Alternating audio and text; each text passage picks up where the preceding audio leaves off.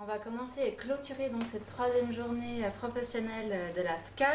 On va continuer à parler argent, rémunération des artistes. Donc, pour cette table ronde, on va environ passer 40 minutes avec questions. On verra un peu comment on s'organise. Pour aborder cette question économique et pour voir surtout un peu comment se porte la situation des artistes BD avec deux artistes qui sont présents aujourd'hui, donc Jared Mouralt et Adrienne Barman, on a le droit de dire les deux, j'ai demandé.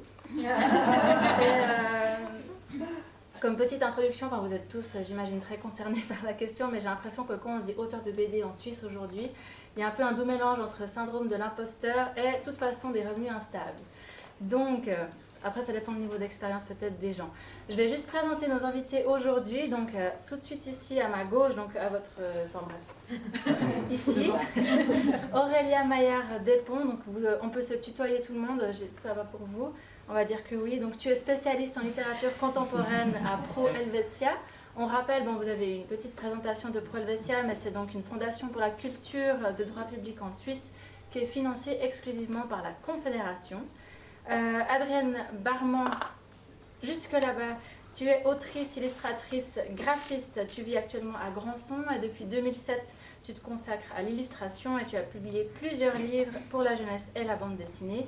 Et ton ouvrage Drôle d'encyclopédie a notamment été couronné du prix suisse Jeunesse et Médias en 2015. Alexandre Grosjean, tu es coéditeur chez Elis Hélas, donc une maison d'édition qui est basée à Vevey, qui a été fondée en 2011 et tu as rejoint l'aventure éditoriale en 2012, donc peu après la création de cette maison. Et donc Elis Hélas publie des romans et des BD, entre autres. Ici on sait qu'il y a des essais et autres choses, voilà. Et tu dis avoir appris le métier sur le tas. Si je m'amuse. C'est ça. Ok. Et pour finir, donc Jared Mouralt, je vais te faire ça en français. Tu es auteur de BD illustrateur, tu vis actuellement à Berne et tu es le cofondateur des studios Black Yard, qui est une agence de design graphique. Et tu as édité et des bandes dessinées dans un canal dit plus traditionnel, mais tu es aussi un adepte de l'auto-édition. Voilà. On va aborder cette discussion en trois parties différentes. Je pensais commencer avec... la précarité vs popularité de la bande dessinée actuellement en Suisse, parce qu'il faut savoir que la BD ne s'est jamais autant bien vendue, avec l'effet aussi pandémie et tout ça. On sait que la bande dessinée a énormément aidé les librairies à survivre au confinement et au recul des ventes du nombre de nouveautés actuellement. Il faut savoir aussi que les semaines précédant Noël, 7 ouvrages sur 10 figurent parmi les meilleures ventes. C'était des bandes dessinées, donc ça c'est le directeur de Payot qui le disait dans un des articles récemment. Mais on sait que de plus en plus les auteurs sont touchés par la précarité. Je voulais commencer par vous poser une question à vous, Adrienne et Jared, pour savoir un peu comment vous portez-vous financièrement parlant. In English? In Or English. Are you, Martiki? I can. Was it? Okay, thank you. Donc comment est-ce que vous vous portez financièrement? Est-ce que vous vivez de votre activité? Können Sie von Ihrer Tätigkeit leben und wie geht es Ihnen finanziell? Adrienne peut-être d'abord. Adrienne vielleicht zuerst. Alors moi ça va, Ja, es geht. ça dépend des mois en fait. Das hängt von dem Monat ab. C'est un métier en fait où il faut beaucoup de collègues ont un métier à côté. Viele haben ja noch einen Job nebenbei Des bandes dessinées en plus. Alors moi, und j'arrive machen à Comics nebenbei. associer mes mandats comme Ich graphiste, schaffe es als mes Grafikerin, meine Aufträge jeunesse. zu verbinden mit den Jugendbüchern, sind zu jonglieren. Und dann haben wir auch Workshops mit Kindern. Et j'arrive à jongler. Après, il y a des mois Und da schaffe ich zu jonglieren, aber ich denke, es ist ja alles gleich. Es gibt Monate, da läuft gar nichts und andere, da läuft es gut. c'est pas évident, mais voilà. Es ist nicht immer so offensichtlich, aber es geht. Et toi, Jared, est-ce que Und du, tu vis Sherry, de la bande dessinée? kannst du von Comic leben oder brauchst du noch was anderes? Ich denke, ich kann davon leben. Ja. Oui, je peux vivre. Aber La es bande kommt dessinée. auch, es sind längere Zyklen bei mir. Mais c'est des cycles plus longs, Meistens so von Jahr zu Jahr. d'une année à l'autre. C'est différent Das hat damit zu tun, dass ich nur alle 2 Jahre ein parce que c'est seulement tous les 2 ans que je publier un livre. rein von dem, wie soll ich sagen, von dem Umfang, von dem Parce que rien que ja, das le spielt volume eigentlich vor allem eine Rolle. Und dann, livre, ja, ich habe ça prend verschiedene beaucoup de Kanäle, temps. wo ich J'ai meine plusieurs Comic canaux anbieten kann. où je peux offrir mes Das BD eine ist eben die Eigenpublikation. et Das ist sicher der l'auto-publication, Hauptteil. édition. Und Ça, c'est la dann, partie principale. ähm, Et aussi sind es die ausländischen Verlage, les éditeurs Englisch und Holländisch. français, hollandais et anglais. Das kommt dann alles zusammen. Et ça vient ensemble. Andere, wir machen auch immer Weihnachtsverkäufe direkt. Et on fait des ventes directes pour Noël. Dann habe ich noch Patreon. Et après, j'ai encore un compte abonnieren kann. Das ist auch ein Patreon. monatliches Einkommen. C'est aussi un revenu mensuel. Ja, und dann sind natürlich auch die Fördergelder da. Et après, Das ist auch, l'argent de la vor promotion allem, das spielt eine große Rolle qui bei der me permet de faire, surtout pour l'auto-édition, et couvrir les frais d'impression. wie ihr vielleicht wisst, das Papier Parce que vous ist savez que zurzeit le papier doppelt so teuer, est cher, vielleicht noch 2 vor fois plus 2 cher Jahren. qu'il y a 2 ans. Ja, und da muss man eigentlich immer einen gewissen Stock, man muss flüssig sein, damit man das Il faut finanzieren toujours kann. Das ist so bei uns. avoir certaines liquidités pour pouvoir le financer. Nous avons une Man muss das maison selber d'édition, finanzieren dann. mais il faut tout financer. Dass der Verlag einem das, man kann das, ein kleiner Teil kann vorfinanziert werden, aber eigentlich Une muss man partie das peut selber. être préfinancée, Und dazu sind eigentlich mais die le Fördergelder reste, oder c'est à nous. Et pour cela, on utilise l'argent de la promotion ou des prix aussi qu'on gagne. Peut-être une dernière question sur ça. En cas de publication par rapport...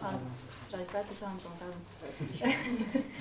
Si vous publiez un livre dans une maison d'édition, un canal traditionnel, quelles sont vos conditions aussi financières? Enfin, combien vous arrivez à être payé? Est-ce que vous avez des avaloirs? Enfin, quelles sont vos conditions dans une maison d'édition, dans des maisons d'édition? Adrienne, d'abord. Bah alors moi j'ai des avances, mais elles ne sont pas toujours... comme exemple, l'encyclopédie, j'ai eu une avance de 1500 francs pour 3 ans de travail. Donc voilà, il faut trouver d'autres manières de vivre. Donc mes mandats, j'ai plus ou moins regardé, c'est la moitié de mon revenu annuel. Ce qui fait que ça me permet de faire ça, mais après on fait ça les week-ends, les soirs, donc voilà. Tout le temps. Donc les revenus, en fait je compte pas sur l'argent des livres. C'est plus une passion, mais ça devient un peu compliqué. Plus ça passe le temps, plus on a moins d'énergie. Donc des fois il faut aussi recharger les batteries, donc c'est pas si évident que ça. Et puis moi j'ai eu une bourse pour le livre de l'encyclopédie, mais sinon j'ai jamais rien eu comme aide. Donc on fait, voilà, on fait comme on peut. Puis je vis pas, voilà, je sors pas beaucoup, je vais pas beaucoup en vacances, donc j'ai pas beaucoup de dépenses, mais Une vie d'asset, quoi. ouais. Après il y a les sous qui arrivent après, les droits ils rentrent un peu après, mais ça dépend. L'encyclopédie elle a super bien marché, donc je suis très contente, mais c'est pas le cas de tous les livres que j'écris. Est-ce que c'est un constat que tu partages aussi, Jared? Comment est-ce que... par rapport, les conditions de publication, comment il répartit? Est-ce qu'il a des avaloirs? Ja, habe ich auch, ja. Oui, aussi, Es kommt auf die Auflage drauf an. ça dépend Und dann, du tirage es kommt auf den Verlag drauf an. et de Bei l'éditeur.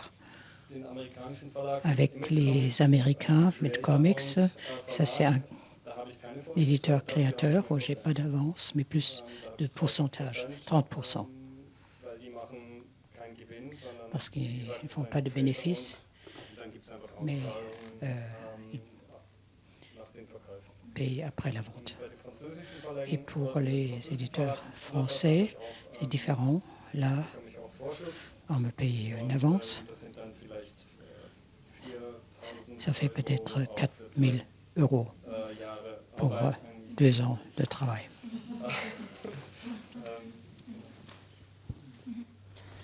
Donc on a bien l'impression, puis ça c'est un constat partagé, pas seulement par vous tous et toutes, mais par plusieurs personnes. On sait que les personnes qui sont à la source du livre ou d'une bande dessinée sont les personnes les moins bien payées.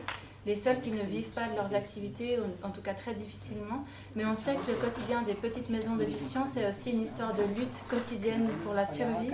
Alexandre, je me tourne vers toi. Du coup, en parlant argent, est-ce que tu arrives à vivre de ton activité éditoriale? Non. Non. J'ai été un peu regarder combien j'avais gagné dans l'édition ces 10 dernières années. Et je me suis vraiment dit que... Fallait arrêter. Ouais, en fait, si quelqu'un veut acheter une maison d'édition, allez-y. Non, 13 000 francs. Voilà, donc ça fait à peu près 1 300 francs par année, si je compte tout bout à bout, pour un temps de travail que je ne compte pas. Mais ça, c'est parce qu'on le veut bien.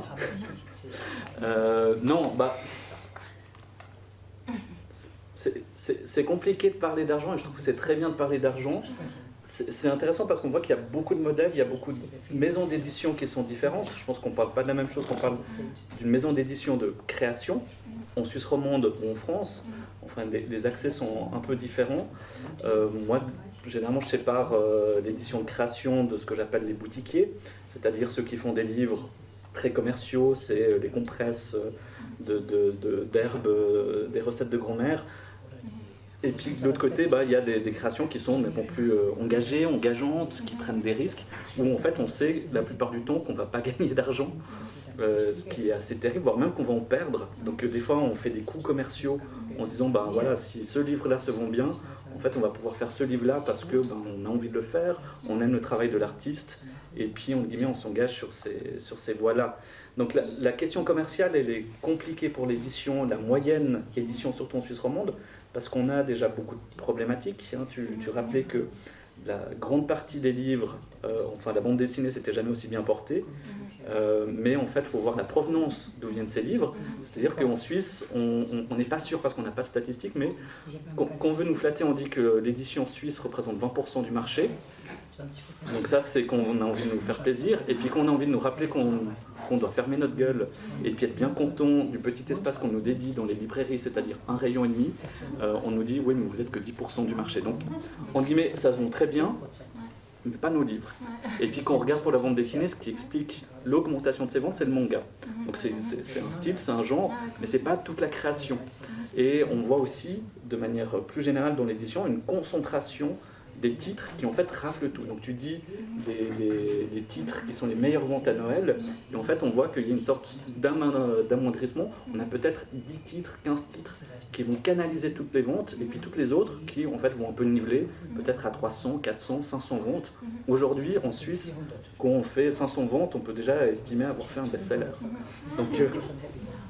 Donc voilà, c'est compliqué de parler d'argent. Et c'est pour ça que c'est super en fait d'en parler aujourd'hui, parce que nous on en parle déjà entre nous, mais d'en parler avec toute la profession, parce qu'en vous écoutant, peut-être que j'anticipe un peu, mais en fait, tout ce qui était les revendications que vous avez faites avant, j'entends les mêmes quand les libraires se réunissent, j'entends les mêmes quand les éditeurs se réunissent. Je ne suis pas dans les réunions de distributeurs, mais je pense qu'ils doivent aussi en avoir. Mais en fait, on a des préoccupations qui sont assez communes, c'est-à-dire on essaye de penser des modèles de rémunération assez globaux. Puis bon, on parle des éditeurs, mais on peut parler des graphistes, on peut parler des correcteurs, en fait on peut parler de toute la chaîne du livre, parce qu'un livre, pour qu'il existe, alors il y a les créateurs, les créatrices, mais en fait, dès l'instant où on rentre dans cette démarche-là, près de 10 personnes travaillent sur ce livre pour le faire exister d'une manière ou d'une autre. Et c'est toute cette chaîne du livre qui mérite de tout ça. Et puis on le fait, moi je le fais parce que j'ai décidé d'avoir un autre métier précaire à côté qui est anthropologue à l'université. Donc les bonnes années, je travaille comme anthropologue et j'ai pas besoin de me payer dans l'édition. Puis les mauvaises années en tant qu'anthropologue, j'ai mis de l'argent de côté, donc je peux me payer pour un peu vivre comme ça. Donc voilà, on a des sortes de jonglages, un peu comme les créateurs, les créatrices de bande dessinée. Pour revenir justement sur... tu disais que certaines ventes commerciales pouvaient permettre de financer d'autres livres. Je me demandais aussi la part de subventions et d'autres soutiens publics peut-être dans ta structure. Enfin, comment c'est réparti? Peut-être des pourcentages qui vous maintiennent à flot tout juste, ou comment tu... Oui, alors il y a les subventions. Et puis là, c'est un peu salaud si vous êtes français ou belge. C'est qu'en fait, on n'a pas de subvention pour faire des français ou des belges. Donc en fait, on les fait par passion. Donc c'est pour ça que par exemple dans mon catalogue j'ai peu de BDistes belges ou français, même si j'adore leurs travaux, mais parce que j'ai des soutiens Et puis, certains cantons et certaines communes sont plus généreuses que d'autres. Donc, c'est pas que c'est un choix pour le catalogue, mais des fois, ça peut aider. C'est-à-dire, on peut obtenir plus d'argent sur un livre que nécessaire. Et puis, on fait en fait une stratégie de vase communicant pour d'autres livres. Donc, en fait, on gonfle les budgets. Et puis, voilà, s'il y a des bailleurs de fonds dans la salle, vous pouvez fermer ça. Si on gonfle les budgets, généralement, c'est pour les redéployer sur d'autres livres. Pour faire exister en fait un catalogue dans son ensemble. Donc ces stratégies-là, enfin, on braconne quoi d'une certaine manière le fait d'avoir de l'argent pour faire vivre une édition. Et peut-être une question juste encore sur cette thématique-là. Je sais que ça dépend de chaque livre, mais est-ce que tu arrives à donner des chiffres? Par exemple, quand quand un auteur, une autrice vient vers toi pour une publication d'une BD, quelle est la part qui lui revient? Comment vous fonctionnez à Edicelas justement en termes de rémunération? Alors nous, on a une base qui est assez simple, c'est qu'on offre 15% du chiffre d'affaires brut, c'est-à-dire l'ensemble des ventes. Et voilà, sur tout ce qu'on touche sur la vente des livres, il y a 15% qui revient à l'auteur. On fait 15% parce qu'en fait, on a les prix en euros qui fluctuent, surtout avec la montée des cours.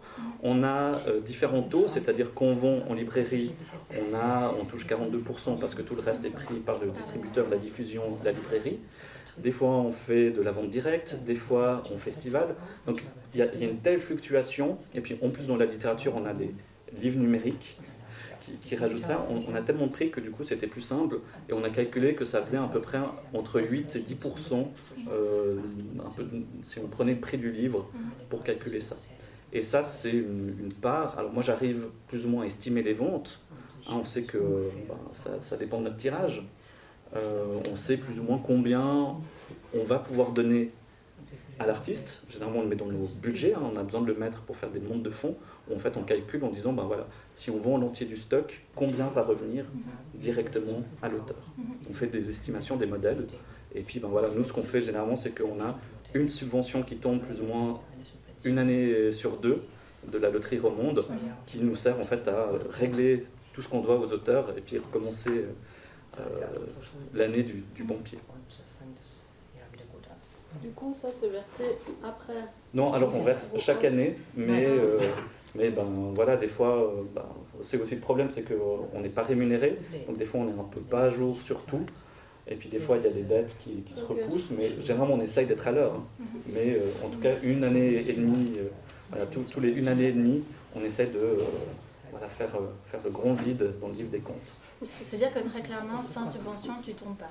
Ah non, sans subvention, je fais 0 livres. Enfin si, j'en fais, mais je fais les compresses de plantes de Germaine Cousin. Je ne fais pas de la création contemporaine en bande dessinée qui coûte extrêmement cher à produire au niveau de l'infographie, au niveau de l'impression, au niveau des gens qu'il faut investir. Si on veut en parler, on parle des représentants, on reparle des agents qui essayent de vendre des droits à l'étranger, enfin tous ces gens-là, il faut les payer.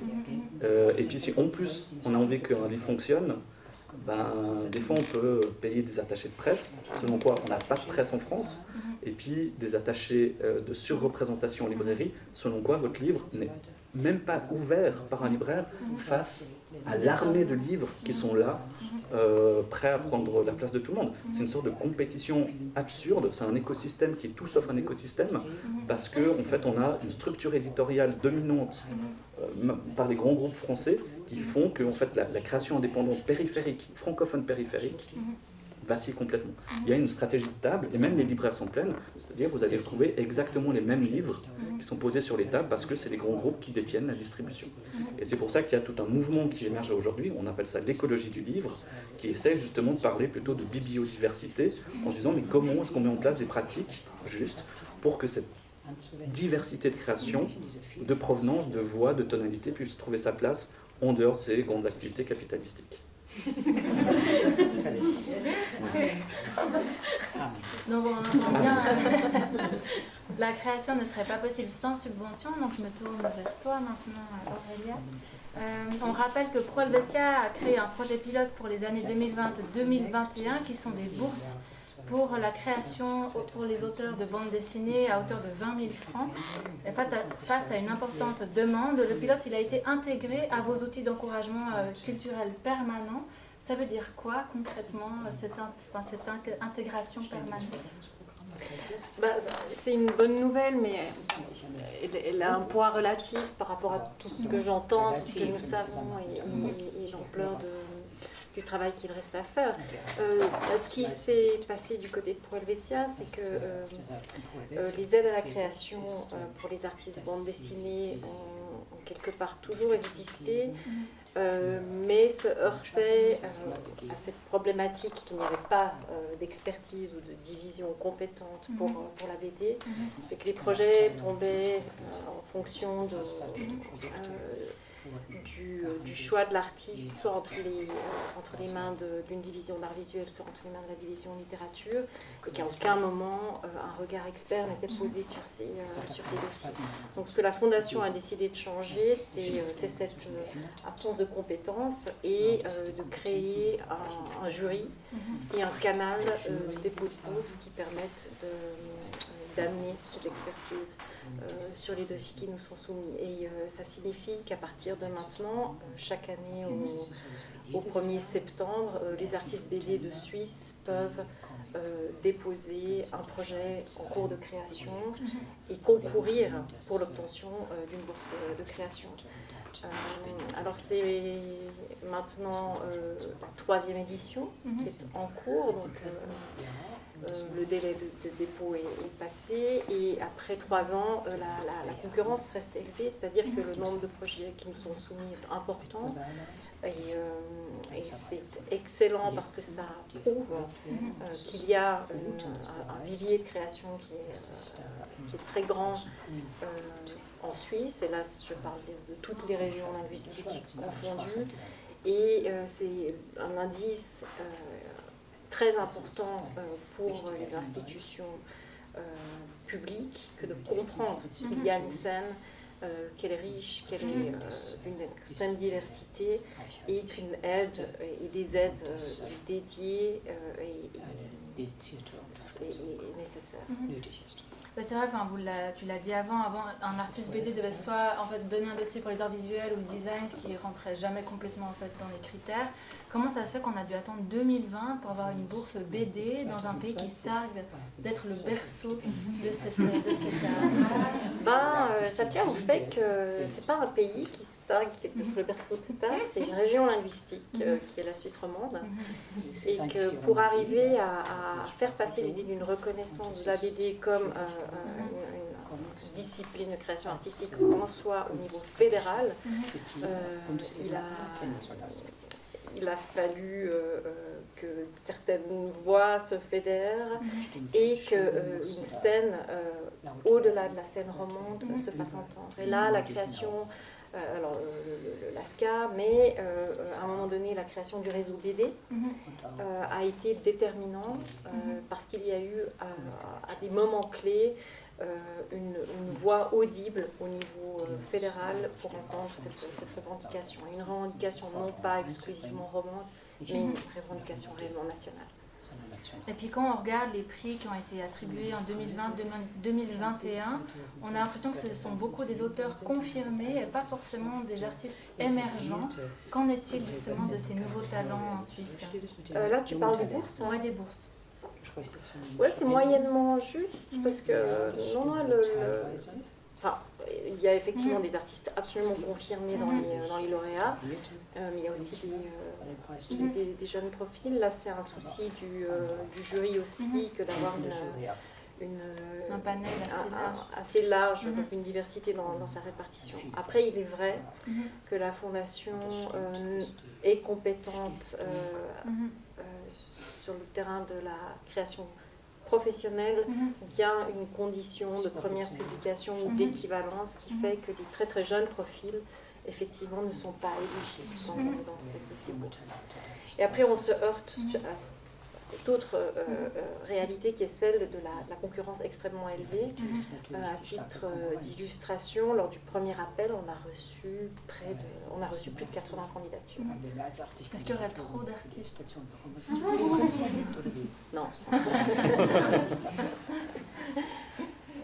Non. Non, il y avait énormément de projets en attente. Ça, c'est ce qui s'est révélé lors de ce premier appel à l'échelle nationale. Et maintenant, les choses se régulent. Ce qui est évident et ce qui est maintenant véritablement le message à faire passer, à continuer, c'est que les bourses pour Helvetia ne vont pas à elles seules absorber les besoins de la scène en matière de soutien à la création. Et là, il s'agit de vraiment confronter les autres instances publiques. On connaît tous le principe suisse des soutiens. Les principaux moyens pour vous soutenir en tant qu'artiste se trouvent auprès des instances régionales.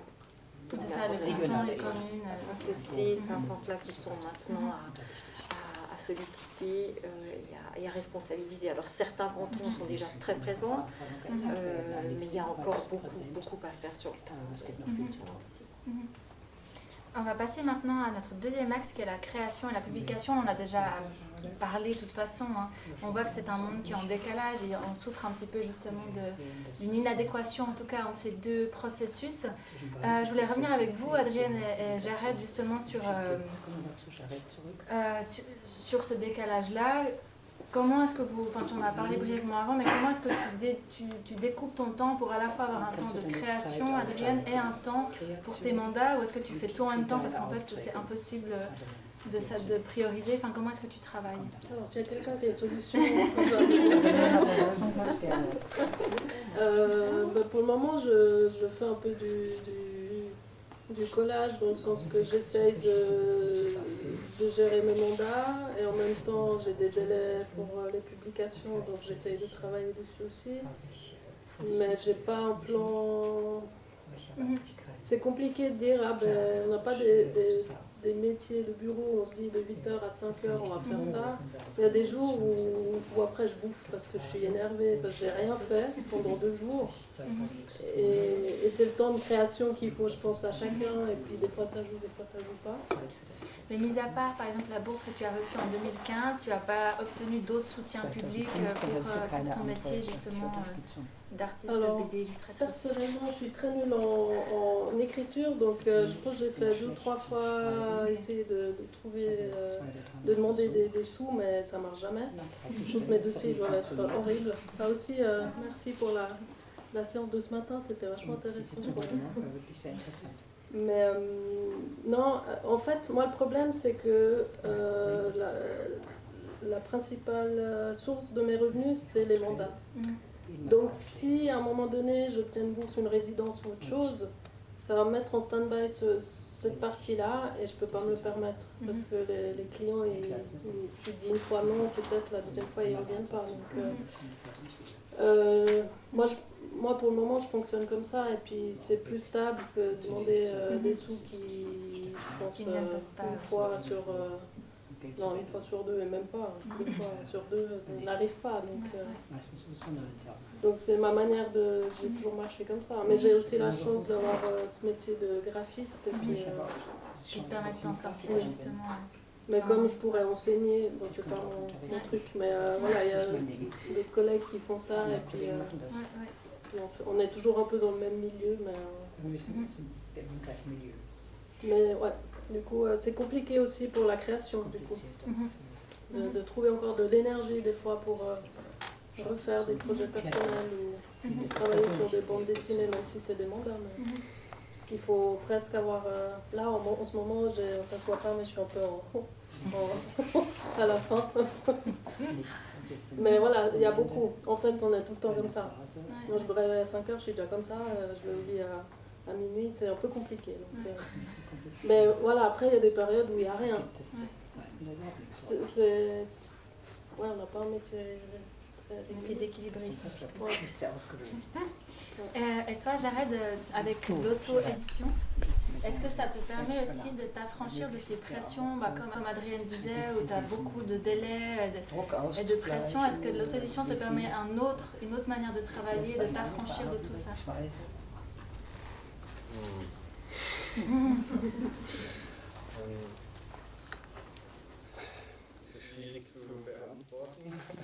Difficile pour répondre.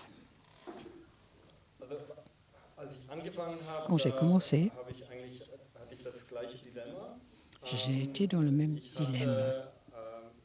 Mein erstes Comic, das hat mich 7 Jahre Ma gekostet, première BD m'a weil ich coûté eben genau plusieurs auf années externe Aufträge als parce que Illustrator angewiesen war. j'avais aussi besoin des mandats externes en tant qu'illustrateur qui avaient la priorité parce qu'il fallait gagner de l'argent. Und deswegen, ja, da muss man immer einen Monat, 2 Monate Pause machen. Et après, il faut faire une pause quand même, Und wenn man dann 1 mois wieder ou 2 mois. an die Comicseiten Et quand on hinsetzt recommence und das anschaut, le dann travail hat man avec la diese BD, Lücke von 2 il y a Monaten cette und das lacune de 2 mois reißt einem aus dem Arbeitsprozess et aus dem on perd le Arbeitsprozess rythme. hinaus und dann muss man einfach wieder neu anfangen. Il faut recommencer. Das meisten hier.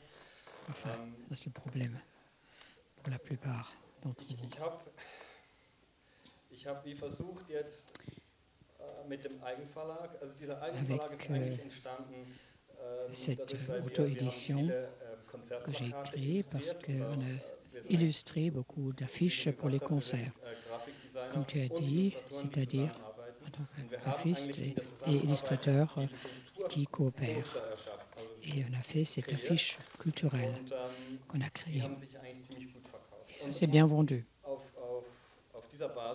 Sur cette base, on a créé notre maison d'édition. D'abord, on avait le webshop, on a vendu des affiches, on a fait des petits livres qu'on a vendus aussi.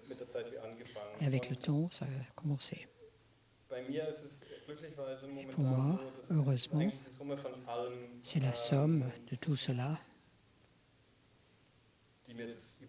qui me permet de survivre.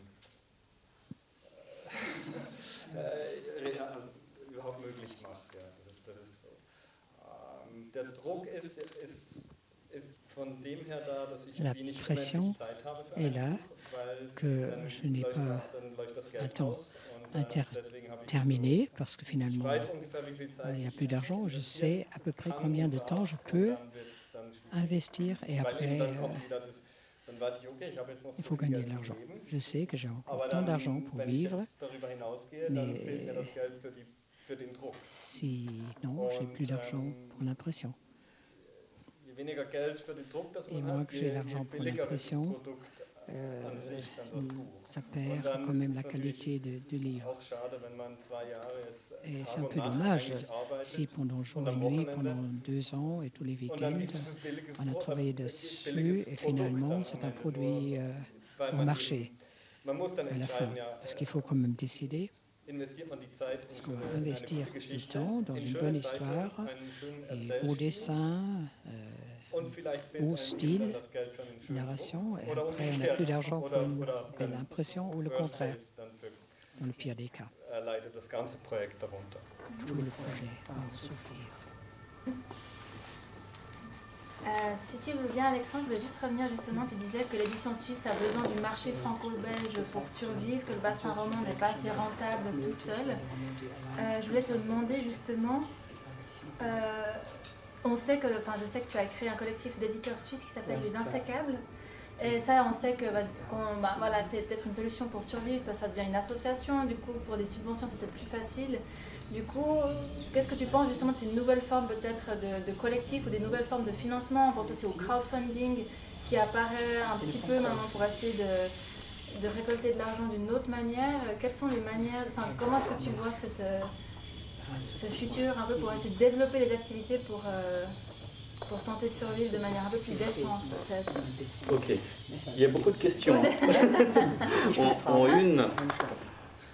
Ok, donc première question c'est francophonie générale, mutualisation et puis ensuite nouveau modèle peut-être. Pour la francophonie, c'était juste revenir sur ce que tu disais parce qu'on sait qu'en Suisse romande, le bassin de la population n'est pas assez important pour faire survivre peut-être le milieu du livre, qu'on a besoin de s'externaliser. Puis sur ce constat-là, quelles sont les solutions? Tu as créé un collectif d'éditeurs qui peut-être permet justement déjà de bouger un petit peu les choses, peut-être d'abord ça. Ok, très bien. Ouais. Alors la Suisse romande, elle est quand même formidable, hein. Ça reste quand même un des bassins où on a le plus d'habitants qui achètent de livres dans toute la francophonie, hein. Je veux dire, on est peu, mais on est à quoi? On est à 4 livres par habitant, je crois. Enfin, comparé à toute la francophonie, on score assez haut. Donc, la Suisse romande, elle est pas contraignante. Si on fait par exemple du livre à vocation plutôt régionale, ça peut faire complètement sens de rester dans la Suisse romande. Après, moi j'ai l'impression que plus on part dans une création plutôt de niche, plutôt expérimentale, graphique, là en fait on a besoin de sortir de plus en plus parce que on a besoin des centres urbains qui sont là où il y a des librairies spécialisées, et là on a crucialement besoin de la France, de la Belgique. Mais bon, la France et la Belgique, ils ont aussi une production nationale. La Belgique, quand on parle avec nos amis belges, ont les mêmes problèmes de comment est-ce qu'on se revalorise déjà nous-mêmes avant de mettre en valeur les autres. Au niveau de la France, si vous quittez Paris, tous les éditeurs de périphérie vont tenir exactement le même discours en disant mais en fait on est écrasé par une machine. Donc en fait, évidemment il faut qu'on ouvre le bassin, il faut qu'on le fasse de manière intelligente. Et moi j'ai l'impression qu'une des solutions dans ce cadre-là, c'est d'ouvrir les marchés à quelque chose qu'on appelle la francophonie, c'est-à-dire essayer en tout cas de créer des pratiques qui ne soient pas en fait de domination, c'est-à-dire on ne va pas un peu va-t-on en guerre dans un marché en disant on va vous le conquérir, parce que c'est un peu le langage qu'on nous sert, c'est qu'on nous dit qu'il faut augmenter nos marges, mais essayer de voir comment est-ce qu'on arrive à travailler avec les institutions belges, avec les institutions québécoises, les différentes régions de France, pour faire plutôt des mutualisations, des rencontres, sensibiliser justement ce que je parlais à une biodiversité, parce que je pense que c'est à partir de là qu'on va pouvoir faire non pas simplement une sorte de combat économique, mais une véritable économie de la créativité, pas dans le sens monétaire, mais vraiment dans un sens d'échange, de flux et de réciprocité. Mais ça marche?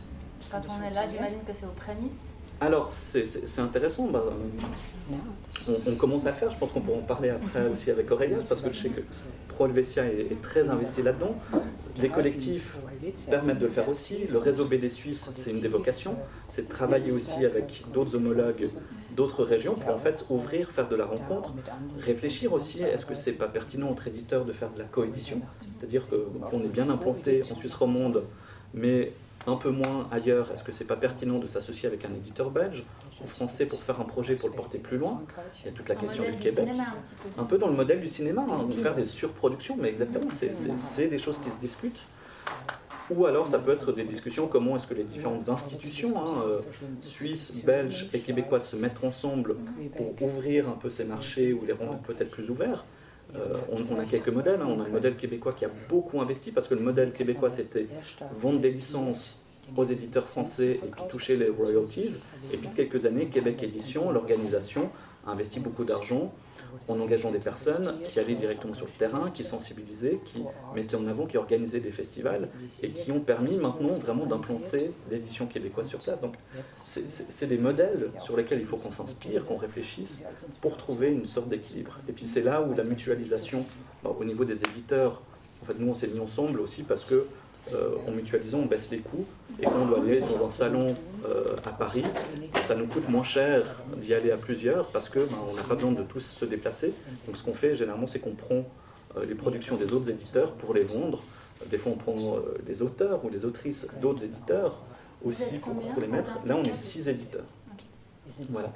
Et c'est un peu c'est un des collectifs. Mais après, il y a le réseau BD Suisse aussi qui a cette vocation de mettre aussi en avant la création et vraiment toute l'interprofession pour valoriser ça. Et puis en arrière-fond, il y a aussi une idée, c'est un peu l'image de marque de la production suisse, c'est-à-dire déjà rappeler qu'elle existe et puis soutenir l'idée qu'elle est intéressante dans son ensemble pour que le succès peut-être de quelques auteurs et autrices puisse rayonner sur l'ensemble de la profession aussi. Donc voilà, moi je suis pas en train de cracher par exemple sur les collègues qui se débrouillent très bien. Au contraire, je trouve que c'est formidable. Dans la littérature, il y a Zoé, qui est une maison d'édition suisse genevoise, qui fonctionne très bien en France, et c'est une aubaine pour nous, parce que ça permet tout d'un coup d'intéresser, de faire une sorte d'appel en disant « Ah bah tiens, qu'est-ce qu'il y a d'autre intéressant par là autour ?» Et puis un peu par rayonnement. Donc, voilà, le fait d'avoir des artistes suisses aussi qui cartonnent, même dans des maisons d'édition françaises, c'est un peu ça qui donne en tout cas une image de marque. Après, le problème, c'est que quand on cartonne, généralement, on oublie. Ah oui, il faut que j'arrête. Ouais. Mais voilà, généralement, après, il y a aussi cette idée de est-ce qu'on continue de se revendiquer comme artiste suisse quand on réussit dans les festivals. Et puis ça, c'est aussi des questions de positionnement en tant qu'auteur, autrice.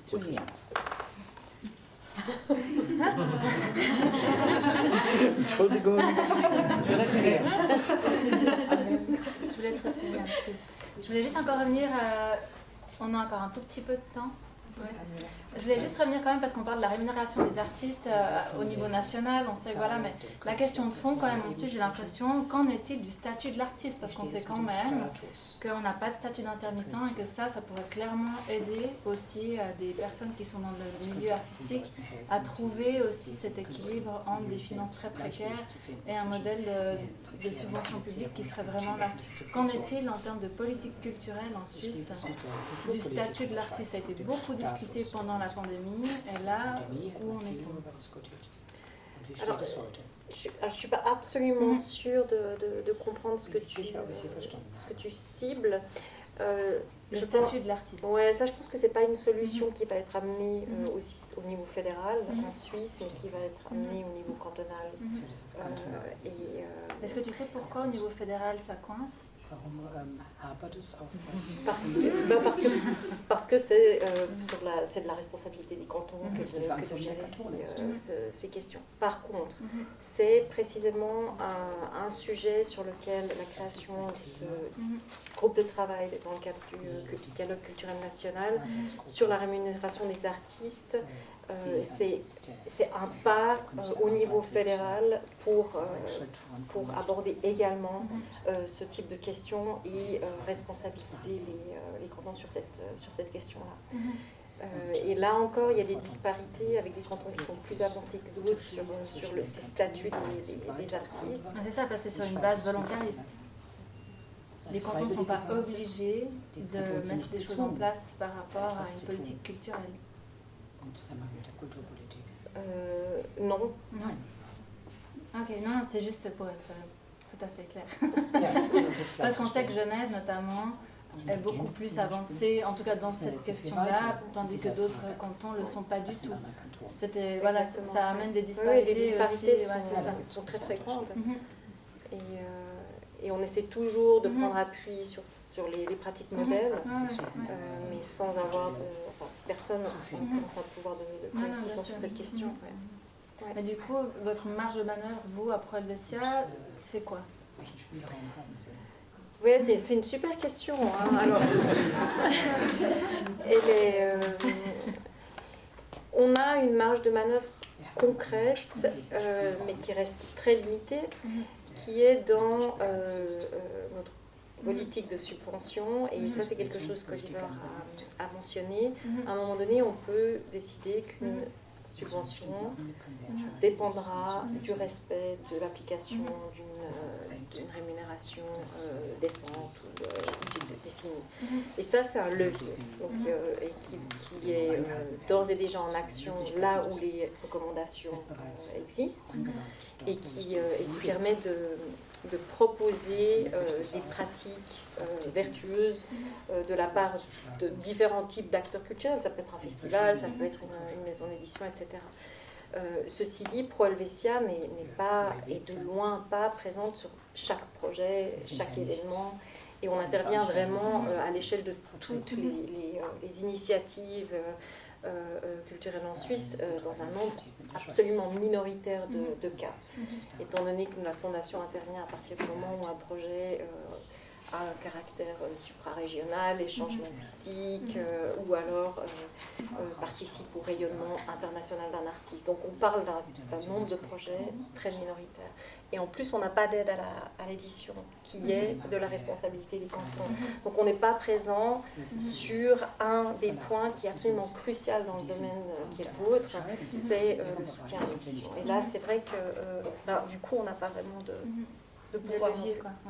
Mais le rôle qui nous a été donné dans le cadre de ce dialogue culturel national sur la rémunération des artistes et le fait qu'au sein de la Fondation, c'est véritablement un vœu qui est très très fort de participer à l'amélioration de la condition de travail des artistes, on peut travailler à cette influence à influencer à ce niveau-là. Mais là, je renvoie un petit peu, je voudrais renvoyer la balle, c'est-à-dire que vous avez en tant qu'association, en tant qu'artiste, une forme de responsabilité. Alors ok, c'est un poids supplémentaire sur un cahier de charges qui est déjà énorme, mais de systématiquement faire valoir vos droits, appel à projet, déposer des projets, faites des demandes. Ce que j'entendais récemment, c'est qu'il y avait une invisibilité de la scène, insuffisamment d'artistes. À un moment donné, il faut que les instances cantonales, les instances comprennent que c'est très faux. Il y a énormément d'artistes, il y a énormément de voix, énormément de talents, et que des mesures pour soutenir toute cette création doivent être mises en place. Voilà, d'où l'importance, je rebondis une dernière fois, et après j'ouvre la parole à vous.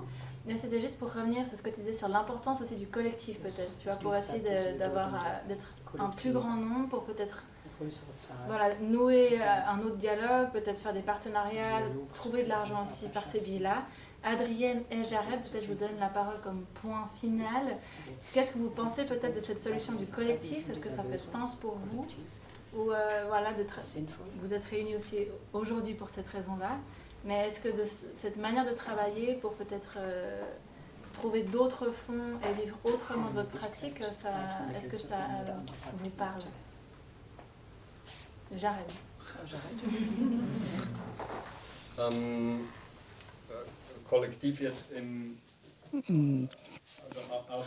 Collectif dans le sens des groupes de travail des artistes. Oui, je crois qu'il est très important de s'échanger, comme on le fait ici.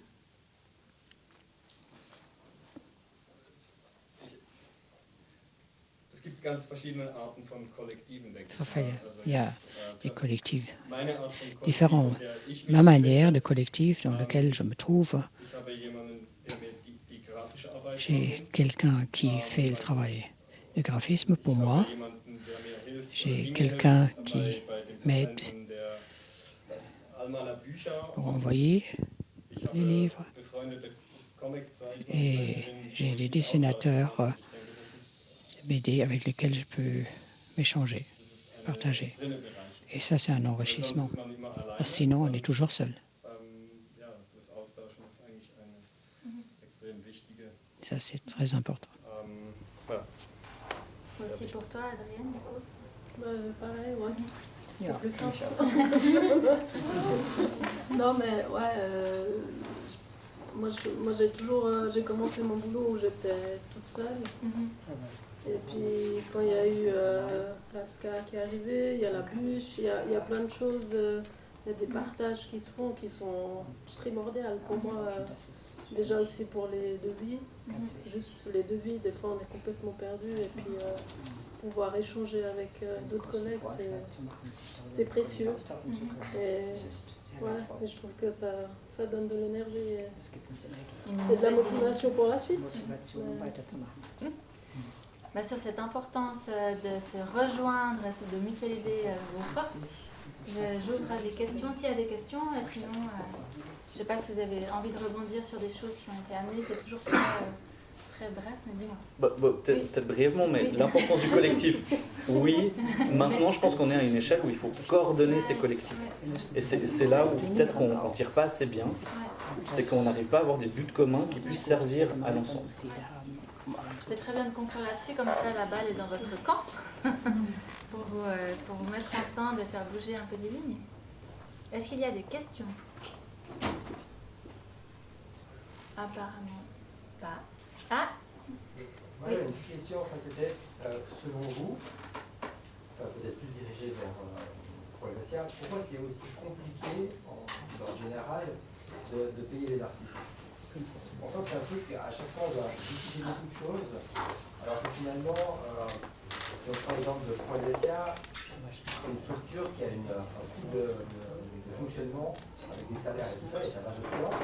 Et tout d'un coup, en tant qu'artiste, tout d'un coup, on est à peu près comme des cherry picking, on est sélectionné, incorpérable assez facilement, à moindre frais. Selon vous, comment, c'est une question pour tout le monde, hein, pourquoi c'est aussi compliqué, pourquoi c'est aussi évident de payer un salaire et pourquoi c'est aussi compliqué de payer les artistes?